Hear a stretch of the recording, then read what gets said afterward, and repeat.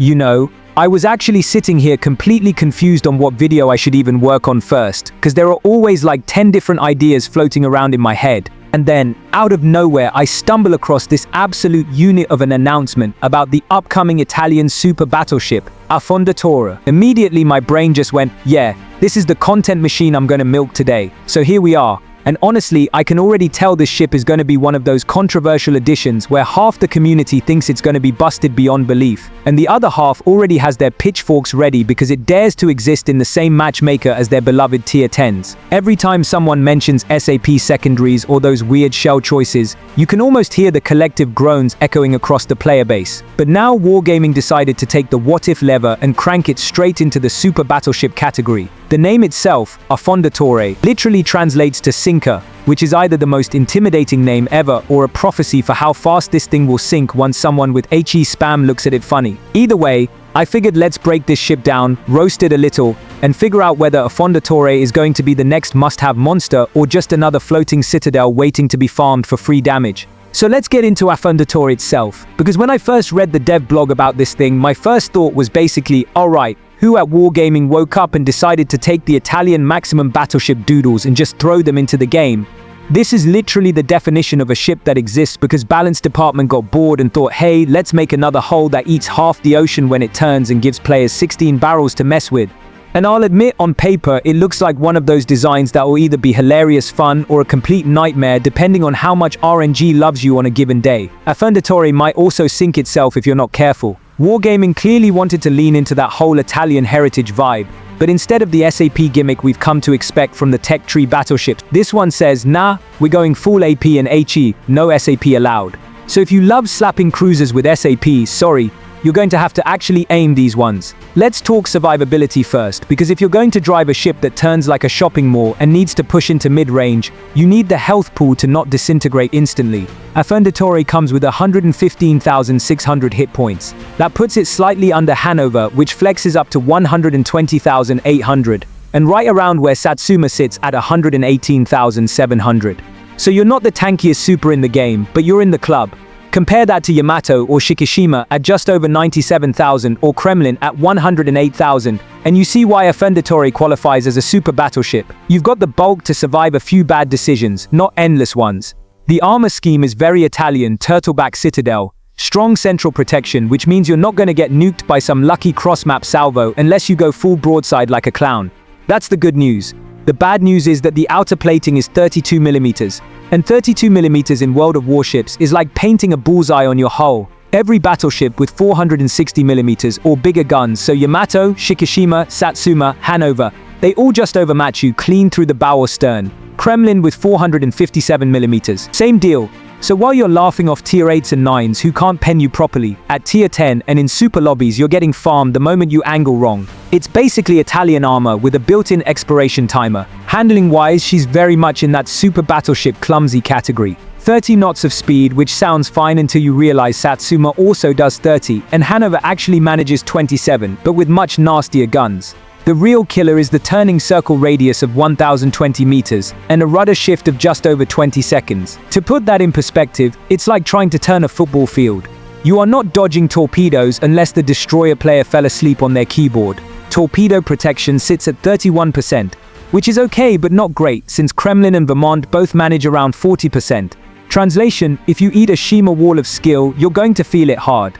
Now the fun part, the guns. Affondatore brings 4 turrets, each with 4 46mm rifles, so 16 barrels total. That's basically a Cristoforo Colombo on steroids, except instead of SAP, you're running normal AP and HE. Let's break that down. Your AP hits for 13,050 max damage, which is just shy of Yamato's 14,800, so no, you're not slapping Yamato's Citadel numbers, but you make up for it with volume. If all 16 connect, you're looking at over 208,000 theoretical AP damage in one salvo. Of course, Sigma is only 1.6. That's Wargaming's polite way of saying good luck actually landing more than half of those shells where you want. Compare that to Yamato's 2.1 Sigma, or even Vermont's 1.9, and you'll understand why people are already calling Affondatore the shotgun of the super battleship line. You fire 16, you pray 8 of them hit, and if RNG blesses you, cruisers get evaporated. If not, you've just turned the ocean into a fireworks show. The reload is 35 seconds, which is slower than Kremlin's 30 and on par with Hanover. So you're not winning any DPM contests. The range is capped at 19.3 kilometers. Let me repeat that. A super battleship with only 19.3 kilometers range. Satsuma laughs from 26.5 kilometers stock. Hanover throws 20.6 kilometers. Even regular Tier 10 Yamato hits 26.6.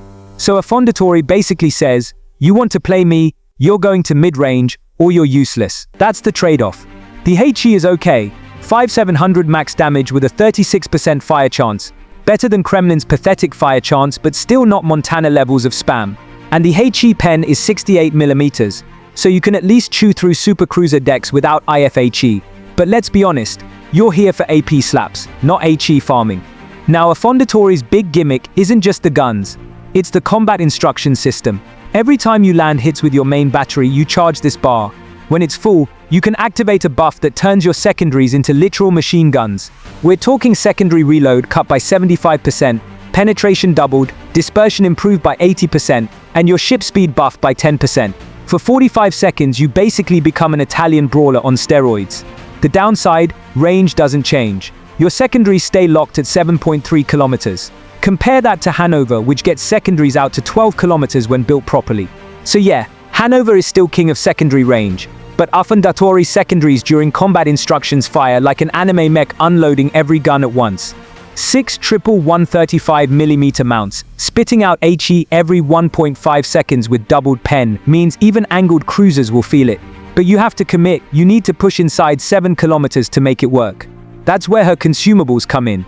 She gets Italian exhaust smoke but improved. 60 seconds of cover with only a 120-second cooldown, and the radius is huge, 900 meters. That's enough to hide the entire Colosseum. Unlike normal smoke, exhaust smoke means you can keep moving while inside it. So picture this, you've pushed into mid-range, your combat instructions are ready, and you pop the smoke. Suddenly you're closing the gap on a kiting cruiser or a distracted battleship, while your secondaries start warming up. That's the dream scenario. Of course, radar cruisers, hydro, and planes exist, so don't think you're invincible.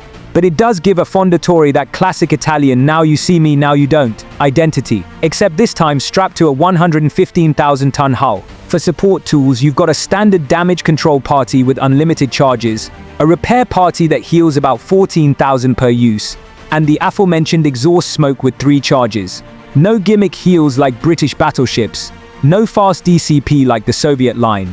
It's very straightforward. You also get the depth charge airstrikes, 2 charges, 11-kilometer range, and they're basically there to remind subs that you still exist, though your turning circle means you'll never dodge their torps anyway. Anti-air is classic Italian, which is to say, please CVs have mercy. You've got some 76mm mounts and your 135mm secondaries doubling as dual purpose. But your long-range aura does a whopping 49 DPS at 4.6 kilometers. That's basically like throwing spitballs at planes. Mid-range does 980 DPS at 4 kilometers, which sounds big until you realize Midway and Hakuryu just don't care. If a CV wants you dead, you're dead. So how does this all play out tactically? On open maps like Shatter or Northern Waters, Affondatore struggles. You don't have the range to contest early caps, so you're basically waddling forward praying RNG helps. On island-heavy maps like North or Haven, she shines. You can angle in, use islands to mask your approach, then push smoke and secondaries for a close-range brawl. Against cruisers, you're terrifying. If a Des Moines or Petro gets caught within 10 kilometers broadside, they're deleted. Against destroyers, you're vulnerable. Your secondaries might shred them if they're dumb enough to get within 7.3 kilometers, but more often you're eating torps because your rudder shift is 20 seconds. Against battleships, it depends. You lose long-range duels to Satsuma, Yamato, and Vermont. You win mid-range trades against Montana and Republique if RNG doesn't troll you.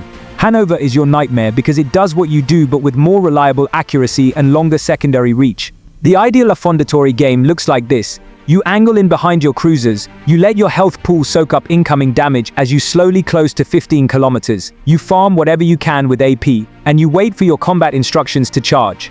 When you see a push opportunity, you pop exhaust smoke, boost forward, and dive into knife fight range. Suddenly your secondaries are ripping, your main guns are reloaded, and the enemy realizes too late that they let a 16-gun monster into their backline.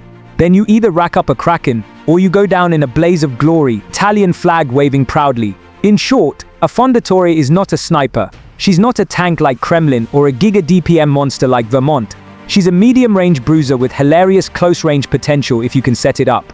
She punishes mistakes brutally, but she's also extremely punishing if you miss position. It's high-risk, high-reward gameplay, very Italian, very thematic, and guaranteed to make either you or the enemy team scream at your monitor. And that's a wrap on our first full look at Affondatore, the Italian super battleship that's about to shake up Tier 10 in ways only Italians could dream up.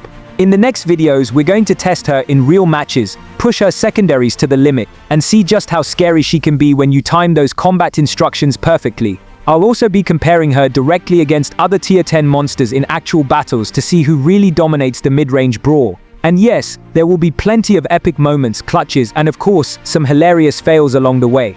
If you want to stay ahead of the curve, make sure you're subscribed, hit that bell, and drop a comment on what builds or tactics you want me to try first. Do we go full secondary rush, smoke-assisted pushes, or main battery spam for maximum carnage? Either way, buckle up because the Affondatore era is just getting started, and it's going to be an absolute blast for everyone watching.